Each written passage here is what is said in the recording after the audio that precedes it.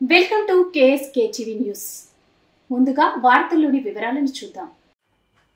గుత్తి పెన్షనర్ల భవనంలో జవహర్లాల్ నెహ్రూ జయంతి కార్యక్రమం. అనంతపురం జిల్లా గుత్తి పట్టణంలోని పెన్షనర్ల భవనం నందు శుక్రవారం పెన్షనర్స్ అసోసియేషన్ ప్రెసిడెంట్ అబూబకర్, కోశాధికారి జెన్నై కుళ్ళాయిబాబు ఆధ్వర్యంలో భారత తొలి ప్రధాన మంత్రి పండిట్ జవహర్లాల్ నెహ్రూ 136వ జయంతి కార్యక్రమాన్ని ఘనంగా నిర్వహించారు. ముందుగా పండిట్ జవహర్లాల్ నెహ్రూ చిత్రపటానికి అసోసియేట్ ప్రెసిడెంట్ స్వర్ణంబ, కోశాధికారి జెన్నై కుళ్ళాయిబాబు పూలమాల వేసి నివాళులర్పించారు. ఈ కార్యక్రమంలో వెంకట సుబ్బమ్మ మాట్లాడుతూ, ఈయన భారత తొలి ప్రధాని, భారత స్వాతంత్ర పోరాట నాయకుడు, పండిట్ జీగా ప్రాచుర్యం పొందిన ఈయన రచయిత, పండితులు, చరిత్రకారుడు.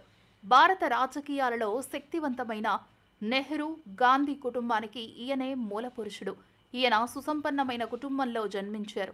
ఈయన తల్లిదండ్రులు తొలి సంతానం కావడంతో బాల్యం ముద్దుపాల నడుమ అతి గారాభంగా సాగింది. ఈయన కొద్ది రోజులుగా బయట పాఠశాలకు పంపారు. తర్వాత కొద్ది రోజులు ఇంట్లోనే ప్రైవేటుగా చదివించారు. ఈయనకు చిన్నపిల్లలంటే చాలా ఇష్టం.